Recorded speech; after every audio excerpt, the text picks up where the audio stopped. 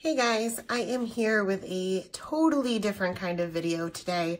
I get a ton of questions, and they're all different types of questions about Copic markers.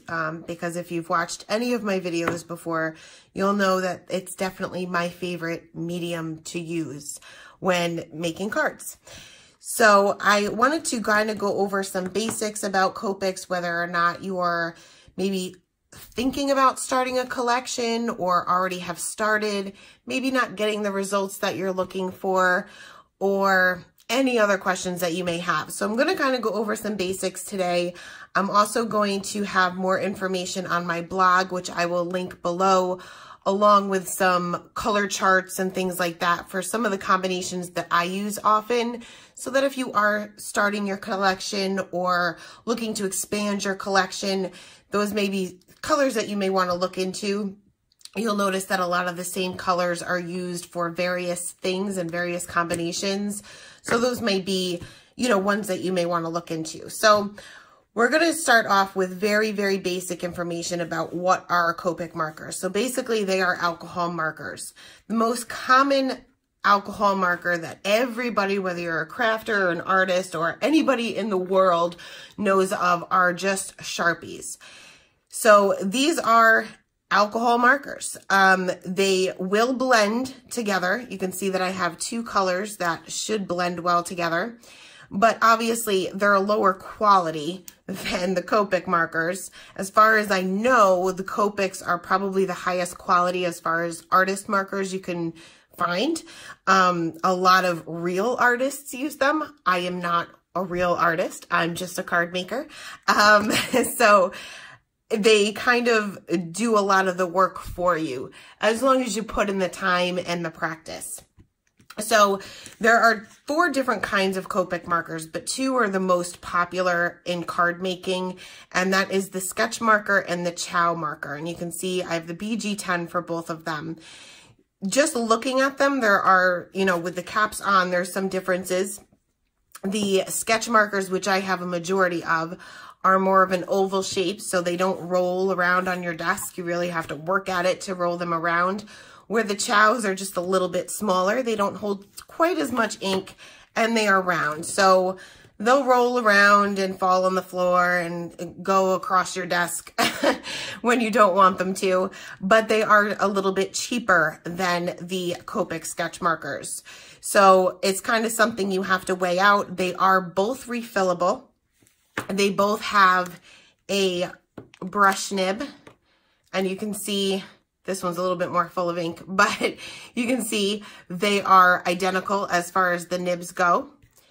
And on the other end, they both have the chisel nib, which I really don't ever use except when I refill them.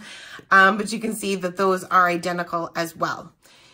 So it's totally up to you as far as your price point and convenience. The sketches will last a little bit longer without having to refill them just because of the size. This is what a refill looks like. It refills your marker quite a few times. So pretty much if you were to buy this BG10, you only have to buy it once. They're expensive. There's no way around it, but they will last you forever, especially once you have the refill. So you will probably get, I never really looked it up to see how many times this will refill your marker, but I've probably refilled this 3 or 4 times at least. And you can see, and I hope you can see on camera how much I have left. So it will last a very long time. So how I refill my markers here, I have one that needs refilling, and it's probably the one I refill the most, which is my colorless blender. A couple different ways that you can, well, there's really only one way you can refill it, but a couple different ways you can go about it. There are like little tweezers and things that you can purchase to kind of pull out your nibs a little bit easier. I figure I invest a lot of money into my Copics and I don't need any of that. So what I typically do is I remove the chisel end because I will hardly ever use this side. So it's totally up to you as far as what you're comfortable with, but I can just pull this out. It's not going to ruin the nib because this nib is so hard and strong, and I never use it anyway. So I don't really have to worry about it. So for the refill, like I said, this is probably the one I refill the most. It's the one that I use the most. You can see they're labeled both the same way. The caps are labeled both the same way. So you can kind of keep them together and kind of keep track of what you have. I'll just start dripping in some of that, the refill, whatever it may be, whether it be the pigment or the colorless blender. And I know that some people will have like a scale to weigh this to make sure that they put the right amount. I don't do that. I usually put maybe around 20 to 25 drops, depending on how dry the marker is. And then I will just pop this nib back in and it slides right in. And then you're good to go. I never really remove this nib. However, they are replaceable. Both nibs are replaceable. You can replace them with the brush nib again, which I prefer. Or there are the bullet nibs that you can purchase. And I know that the Copic original markers come with the bullet nib. So if that's something that you're more comfortable with, that may be another option that you may want to look into. But I do prefer the brush nib for sure. So when coloring with your Copics for card making, there are two main things that you have to kind of look into, not just the Copics. The first is paper. So there's a lot of different papers out there specifically designed for alcohol marker coloring. There's the, I know Copic makes the paper. There's a Spectrum Noir by Crafter's Companion paper. A lot of people use watercolor paper. They blend beautifully on watercolor paper. Simon Says Stamp makes a paper that's good for Copics, but I use the Nina. And I have it pre-cut to A2 size cards, and I have stacks of these. I use this for everything, including my Copic coloring. I've never had a problem with bleeding or anything like this. And as far as buying bulk, which I do, this seems to be the cheapest option. So this is the paper that I like the most. Now, the next thing, because more than likely if you're watching this video, you are a card maker and a stamper. So the next thing to think about is the inks. And there really only used to be one ink out there that every crafter used, and that was the Memento Tuxedo Black ink, which is obviously Copic safe. Then all the other companies seem to come out with a Copic safe ink, so it's all a matter of preference. I've used a ton of them in the past. My two favorites are probably the Simon Says Stamp Intense Black ink and the Ink on 3 Blackout ink. One of them is a dye ink, one of them is a hybrid ink. I seem to get a good impression each and every time with both of them. The hybrid ink, which is the Ink on 3 one, does take a little bit of time to, well, it dries to the touch immediately. I don't have a problem with the bleeding. I know a lot of people will heat set it. But like I said, I don't have a problem. I stamp and start my coloring immediately, and I've never had an issue. So different companies, different formulas as far as hybrid or dye. It's just something that you, again, will have to experiment with to see what you prefer to use. But this has definitely become my go-to ink. There's also no line inks that you can use, and Ink on 3 does make one of those as well, which is also my favorite no line ink, which is the Fade Out ink. But Simon makes some of those as well. I know MFT has them, Lawn Fawn. There's pretty much any company that makes inks is now making Copic safe inks. So it's just something that you'll have to play around with, see which one is your favorite. But these two I definitely recommend. So we're going to jump right into how these blend. So I'm going to kind of show you with what the most common alcohol marker is, which is the Sharpies, and how they blend. And you'll kind of see the difference. I've picked colors that were somewhat close to one another as far as the, I mean, I really don't have anything to perfectly match it. And Sharpies weren't meant to blend. They do blend, but that's not, you know, they didn't make them for that specific purpose. So I have my G00 and my G03, which is not an exact match. You can see that's not an exact match, but it's pretty close. So how I typically blend is I start off with my lightest color. Now, any alcohol marker is going to blend better as the paper is saturated. So I saturate the paper with my lightest color first, and then I go in with my darkest color. And I usually use a flicking motion, but obviously with Sharpies, I'm probably not going to get a great flick with those. And then I'll go back to my lightest color and pretty much start where I left off with that darkest color and blend that color out. Now you can see it's not too bad.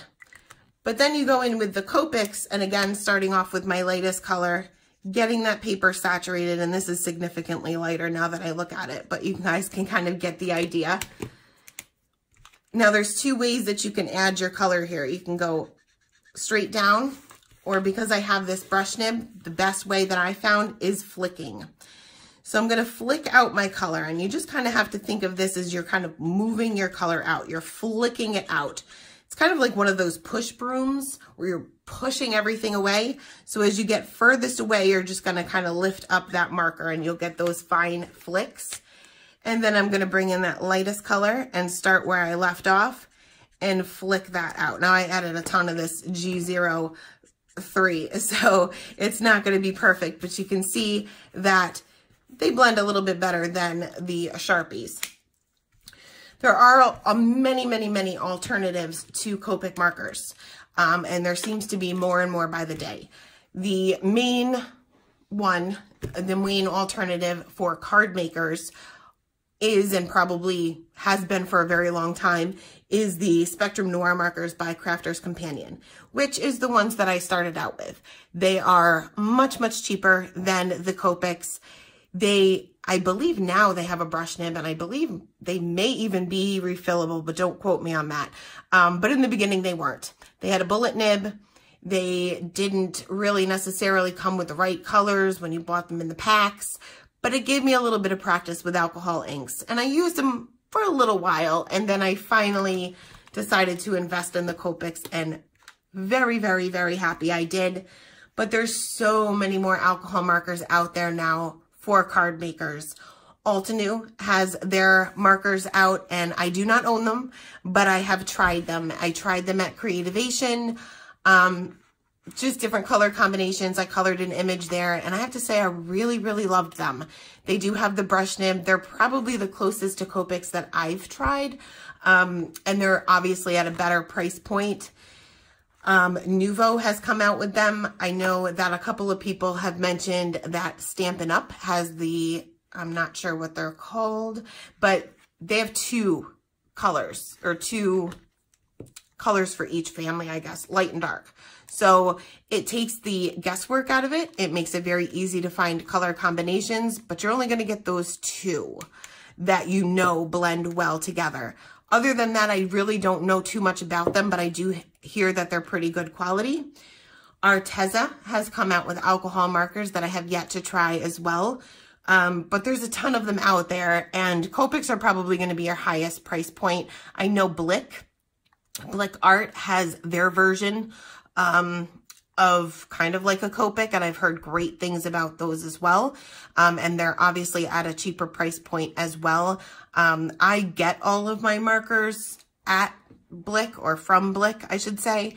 I find that they have the best overall price. I know that certain sites will put on sales that you probably can't beat anywhere else. But as far as knowing what my price is going to be, the price never changes. I know how much I'm going to have to spend.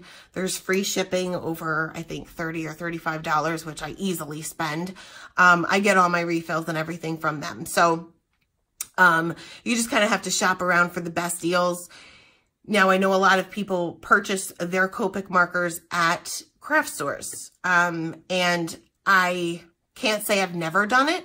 My experience wasn't all that great, and I know that a lot of them have them like in a locked box, but that wasn't always the case, and not every store does that. So a lot of people are picking them out, they're playing with them, they're scribbling, they're testing them out. So they're not brand new markers if they're doing that. The nibs may be a little frayed, or the ink obviously isn't full. I purchased one from a craft store, And I used it once and it was dry. So definitely didn't get my money's worth. Had to buy a refill immediately because I needed that color. Well, I guess I don't need any specific color, but in my mind I do. But I would just be careful. They are more expensive at craft stores, but they always give you that 40 or 50% coupon off of one item. So you think you're getting a great deal. Just be careful. I prefer to order them right from online. That way I know I'm getting something brand new. They usually come in a box or have a sticker on them, and I know they're brand new and they've never been touched before. So totally up to you, just to kind of keep your options open. Now, once you start building your collection, what I would recommend you do is have a color chart. Now, I know Copic has a color chart that you can download, and it's basically, you know, just your color families. You have your violets, you have your red violets, you have your R markers and B markers and all of that. What I prefer to use is the hex chart, and this is by Sandy Allnock. I'll link this below as well as in my blog. You do have to purchase this, but it's a one-time purchase. So once it's downloaded, it's with you forever. So I've downloaded this multiple times because I get ink smudges on it, and I get, you know, my cat gets a hold of it. She loves paper, and I have little teeth marks everywhere. So it does take a little bit of time to fill in, but it's definitely worth it because you can kind of see, first of all, you can see that I don't have as many Copics as probably many people would think that I have. I have a long ways to go as far as getting the full collection. I probably never will get the full collection because I don't feel the need to. You can see a lot of the colors that I have are very, very similar. So I didn't really need to get the YG06 and YG07 for what I do. I'm a card maker. I'm not an artist. So I don't need every single color, but you can kind of see where I have some gaps. So these might be some, you know, next time I place an order, I may want to order something or a couple from some of these gaps to kind of fill in. And I have like a mid-tone or maybe even a highlight or shadow color depending on what I'm coloring. You can also see the ones that are kind of touching. These will blend together. They may not seem like they blend together, but they will. So you have an RV14 next to an R43. These are two different color families, but they will blend. Not only are they right next to each other in the hex chart, and I trust Sandy Allnock with my Copic life, but you can see the last number. They'll blend together. So you have the obvious color families or blending groups that will blend together. They're obvious. They make it really easy for you. An Y38 is going to blend with a Y35. Why? Because they're both Y30s. They're going to blend. Those are natural, the blending groups that Copic has already put together for you to make your life easy. However, to get other different color combinations so that you're not limited to those blending families and you don't have to buy all these markers, you kind of can go outside of the box, and this chart really helps you to determine what's going to blend with what that you may not otherwise think of. So blending.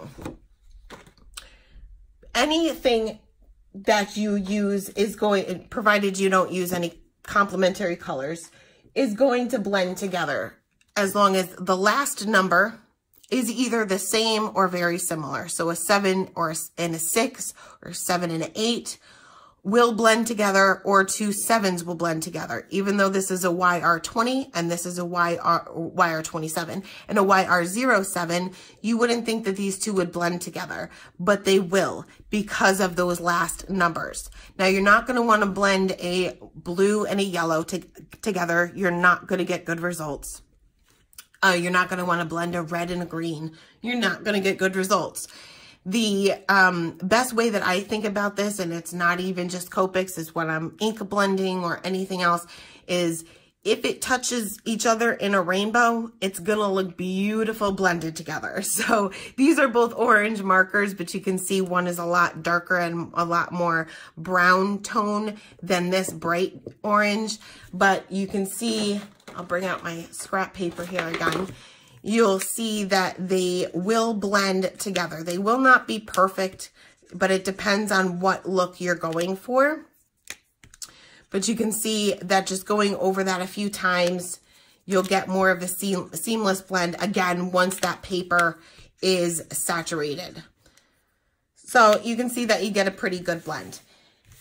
Now, common mistakes when using Copic markers is not using them to their full potential. Now, if you're a beginner as far as coloring goes with any alcohol marker, I wouldn't expect you to get much contrast. You got to kind of play it safe in the beginning. I look at some of the cards that I made in the beginning when I first started getting Copics, and at the time, I thought I was phenomenal. I thought that these markers were pure magic and that it couldn't get any better. But now that I pull them out, it's like, it looks like I use all the same color.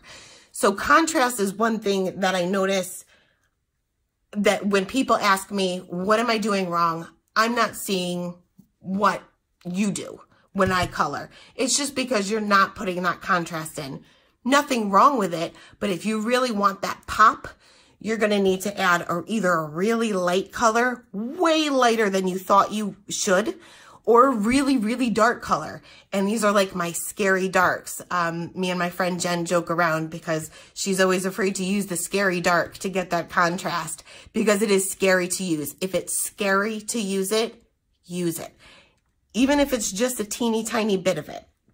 So let me pull out a few here and I'll show you an example of a scary dark. So I'm just going to use 3 colors here. So 2 and 4. B02, B04, this is part of the natural blending group.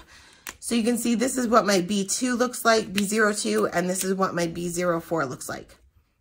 They are different. They're definitely different. But when you blend them together, you're really not going to see all that much contrast. So I'm just going to create a little rectangle here, get my paper saturated, take my B04, flick that color out. And right now you can see a difference between the two. But once I get them blended, you can definitely see a difference. You can see, you know, some contrast there, but not a whole lot. So then you bring in the next darkest color within that blending group, which would be, as far as what I have, a B05. Quite a bit darker. So we're going to add a little bit of that.